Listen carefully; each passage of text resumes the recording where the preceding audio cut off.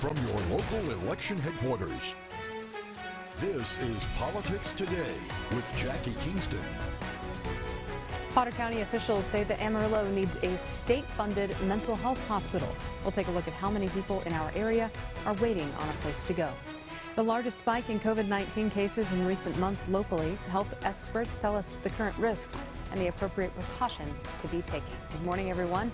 Even during a short week for us, there managed to be a ton of political news, both locally and nationally and internationally.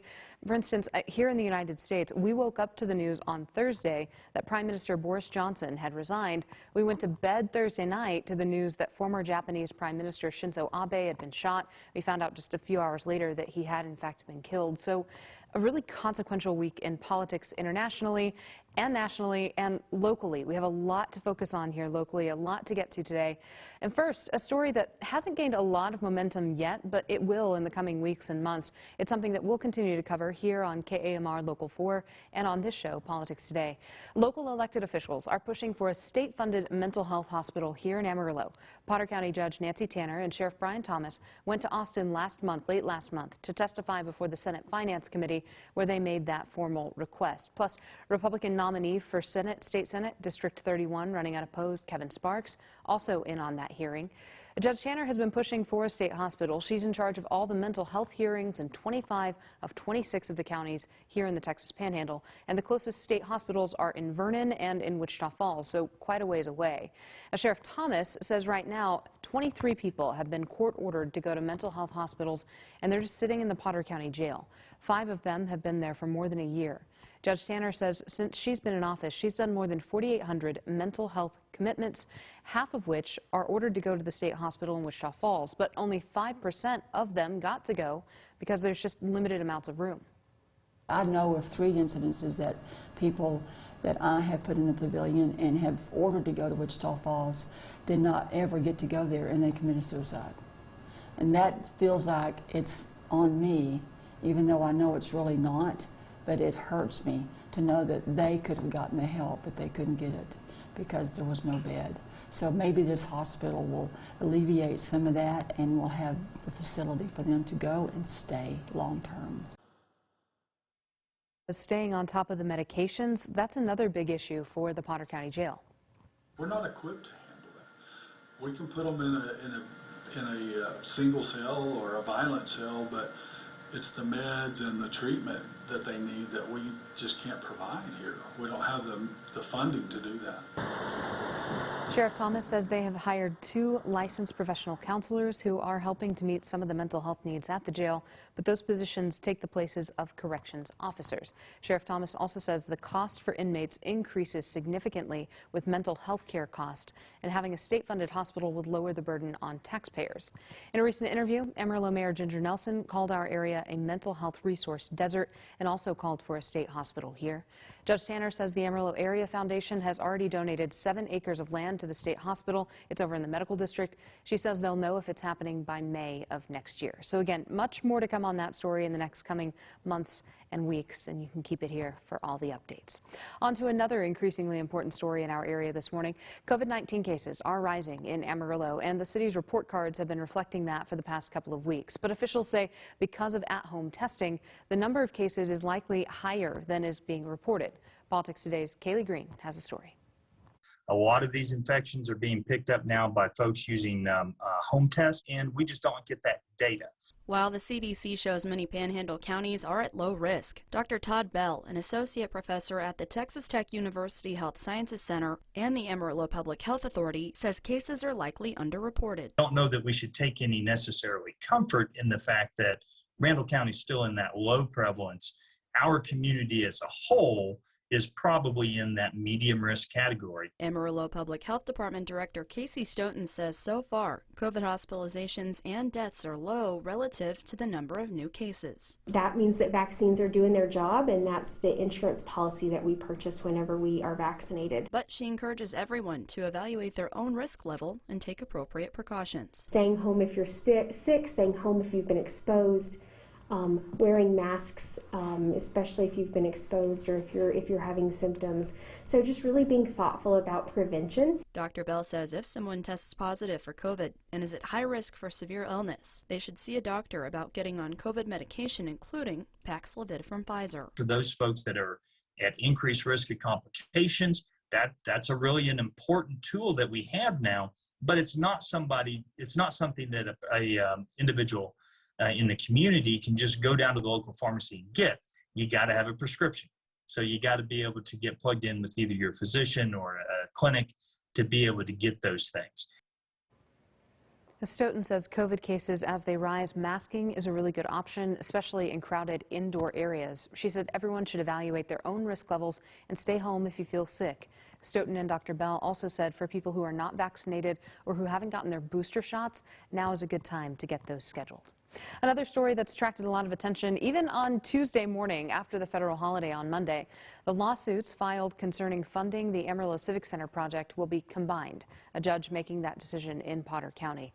The legal teams from the city of Amarillo and Alex Fairley met in open session to determine how their two funding-related lawsuits could move forward. A retired 99th District Court judge from Lubbock, William Souter, overseeing those proceedings. Both lawsuits are about funding the expansion and renovations to the Civic Center complex. No other decisions were made on Tuesday morning. In documents filed Thursday, Fairley's legal team officially requested that a jury trial be conducted for that combined case. Also on Thursday, officials with the Office of the Texas Attorney General, Ken Paxton, they asked the city of Amarillo to clarify a portion of its charter in relation to the maximum amount of ad valorem taxes in which the city of Amarillo can tax residents. Specifically, they're asking the city of Amarillo officials to demonstrate to the Potter County judge why they should not be bound by the lower tax rate written in the charter, $1.30 per $100 valuation. We'll keep you apprised as those combined lawsuits now continue through the legal process. Local law enforcement struggling to fill open jobs. Coming up here on Politics Today, we're hearing about the challenges that they're facing. I'm Jackie Kingston. You're watching Politics Today from your local election headquarters.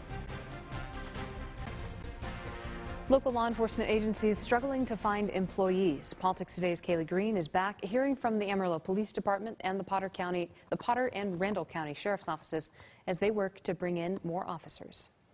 Sergeant Carla Burr with the Amarillo Police Department says right now they're 10 officers short of what they're authorized to have on their staff. And they're working to market themselves to the public and show them their pay is competitive. It's a good salary plus all the benefits that you get that go along with it, like paid vacation, paid holiday leave, and we get a nice holiday leave. I mean, being a civil service department, there are things that we can that we have been able to negotiate and get that are exclusive just to us being police officers. Sergeant Burr says there's also better pay for bilingual officers and for those who work evenings or midnights. Plus, she says they always need people on the civilian side. But for the Potter and Randall County Sheriff's offices, they say it's hard to compete with the pay of new industries moving in. There's more jobs than there are people right now. You know, Amarillo historically has a very low unemployment rate, and because of that, it just makes it tough to find those people to recruit. Potter County Sheriff Brian Thomas says they need nurses, corrections officers, and people on patrol. I think part of the problem is everybody thinks they see what happens nationally with police and how everybody hates the police. Well, we don't have that problem here. You know, we're very, very fortunate that the people in the Panhandle love our police and love what we do, and we have the support of them. Chief Deputy Hank Blanchard at the Randall County Sheriff's Office says it's a tough career, but well worth it. It's a wonderful place to be. You get to help people that are truly in need. There's a lot of stress. There's a lot of stuff that happens in law enforcement that's tough, but it is when you get to help somebody that truly needs help, it's as rewarding as anything I've ever done in my life. Both Sheriff Thomas and Chief Blanchard say their salary budgets are made by the county judges and commissions, but they're looking into cost of living. For those who are interested in working at APD, they'll have recruiters to meet with people at the downtown Amarillo Public Library on Tuesday from 5 to 7, and again then on Saturday from 10 to 2. Children in Texas juvenile detention centers are spending 22 hours a day in their cells because of staffing shortages. The Texas Juvenile Justice Department also says it is no longer taking new children into its facilities. Politics Today's Jayla Washington explains why some feel this is proof of deep-rooted problems within the system. Jennifer Toon, so shy, still keeps a box of childhood memories. Many of them That's me. happy. And I remember my coach in high school used to say, Jennifer Toon, get your hands off your hip.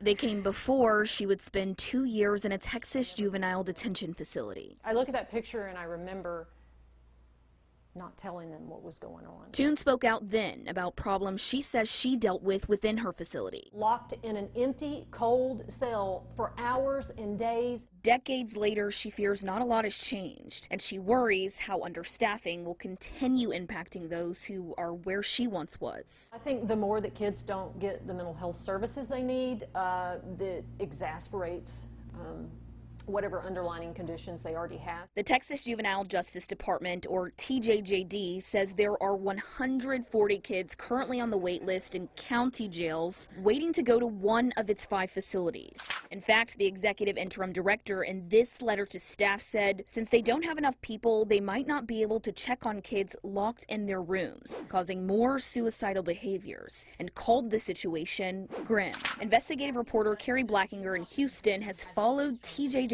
for years. They have around a 71% turnover rate when it comes to corrections officers. Blackinger says out of 889 positions, 331 are currently unfilled. There are so few staff, kids are being locked in cells for hours on end. Some reportedly for up to 22 hours. My heart is with those children. We did reach out to the Youth Center of the High Plains here locally to see if they're experiencing similar issues. They told us they are experiencing an increase in staff vacancies. However, they're operating with full programming. Officials also told us that they've had to limit the number of regional detention referrals that they are able to accept right now. One of the biggest abortion providers in Texas planning to relocate its services to another state. Coming up here on Politics Today, why Whole Woman's Health is considering that move.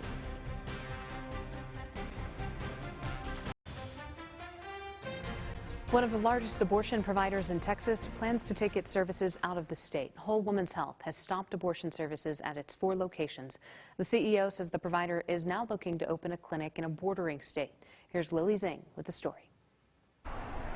Abortion clinics in Texas operated by Whole Woman's Health remain open, but their abortion services have stopped. Bodily autonomy is like fundamental to our equality, and it's a tragedy that has been taken away from people in Texas. CEO Amy Hagstrom Miller says up to 40% of the patients recently treated at their Minnesota clinic are coming from Texas. They're now in the process of establishing a clinic in New Mexico, which she calls a safe haven state. There's no reason we should have this sort of 2 different Americas that's emerged, that some people have access to safe, compassionate abortion care legally in their communities, and other people are forced to travel hundreds of miles. Late last week, the Texas Supreme Court blocked an order by a Harris County judge. That order would have temporarily allowed abortion through 6 weeks to resume in Texas. It's a game of inches now, but once the trigger law takes effect, game over. Michael Maslanka, professor of law at UNT Dallas,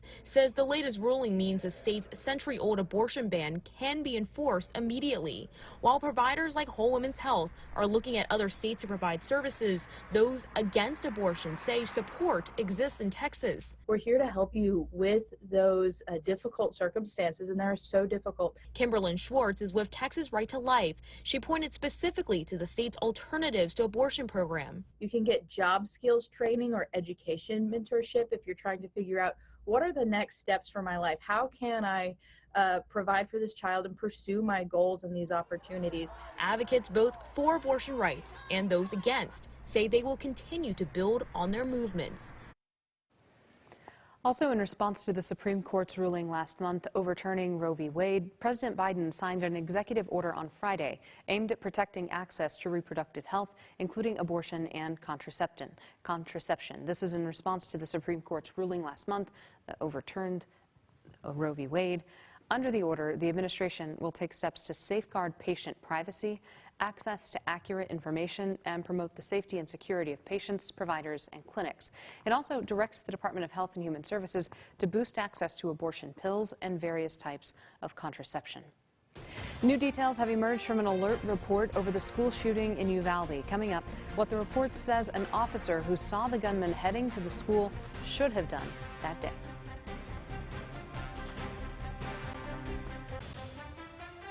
Welcome back. A new bombshell report from ALERT, the Advanced Law Enforcement Rapid Response Training Center in San Marcos, revealed an officer on scene at Uvalde saw the shooter as he was walking toward the school, but didn't shoot him. Politics Today's Jayla Washington is back with those new details. According to this alert report, this all happened quick. The officer apparently turned to his supervisor, asked for permission to shoot the gunman after seeing him walk toward the school with the rifle. Then when he turned back around, it was too late, and the gunman wasn't there anymore.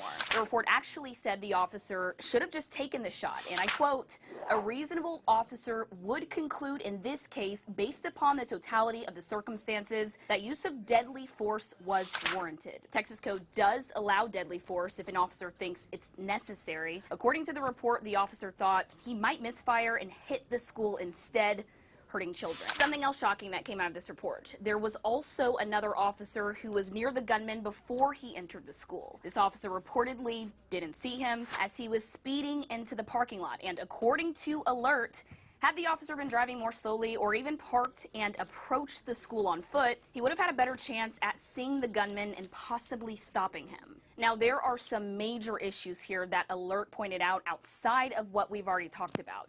One, there were teams of officers at both ends of the hallway. This would have created a, quote, crossfire situation. And two, officers did approach the door as the gunman started firing, but then backed up, which goes against ALERT's code saying officers are expected to, quote, assume risk and save innocent lives. And now it is worth noting that ALERT says they did think officers went into the building quickly and moved towards sounds of gunfire, but lost momentum once they were fired at.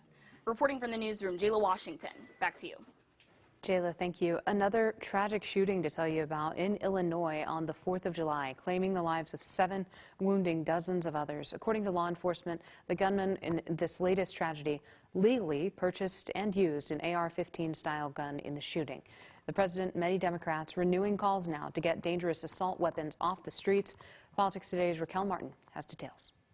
My team was just at the very beginning of the parade route. Illinois Democratic Congressman Brad Schneider was at Monday's July 4th parade in Highland Park when the shooting began. The moment was shattered and lives destroyed. Schneider represents the now mourning community in Washington. He says the shooting makes clear Congress must do more to keep guns out of the wrong hands. I support a ban on assault weapons. These are weapons of war. Enough is enough. While in Illinois Tuesday afternoon, Vice President Kamala Harris echoed that call. There is no reason that we have weapons of war on the streets of America. We need reasonable gun safety laws. But the majority of Republican lawmakers argue gun control is still not the answer. In a tweet, Colorado Republican Congresswoman Lauren Boebert said, quote, restricting the freedom of law-abiding Americans will never, ever make us safer. Boebert is one of dozens of Republicans who voted against the new compromise gun safety bill that President Biden signed into law last month. It was an important first step. Mr. President, do you plan to go to Highland Park, sir? Tuesday, the president said he does not know if he'll visit the shooting site, but did order flags be lowered to half staff in honor of the at least 7 victims killed and dozens injured at the parade. We'll wrap things up here on Politics Today right after this. We've had a lot going on, but some well-deserved accolades to be handed out were handed out this week that we want to update you on before we go. The Amarillo Police Department's Assistant Chief Jimmy Johnson graduated from the FBI National Academy program at Quantico, that topping our This Happened news this week. He was elected spokesperson for the graduation ceremony. APD says the Academy offers 10 weeks to advance communication, leadership, and fitness training provided by FBI staff. During his speech, Chief Johnson thanked his classmates as well as his family and friends, those who sacrificed while those professionals were away from home during that training. Happy congratulations to him. Also last week, President Biden paying tribute to 4 Army veterans of the Vietnam War, one of them from Oklahoma. Biden awarded 4 Medals of Honor during a White House ceremony. He praised the honorees for acts of incredible, astonishing, and selfless heroism.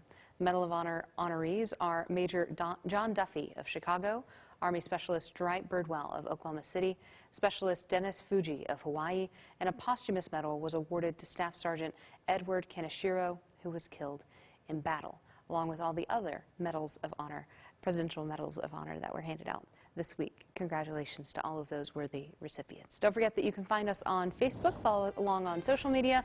I'm there, Jackie Kingston, on Twitter, Jackie Kingston plus the number 1. I love your feedback. Stay up with all the latest political news with us this week on myhighplains.com. Thank you for being here. We'll see you soon.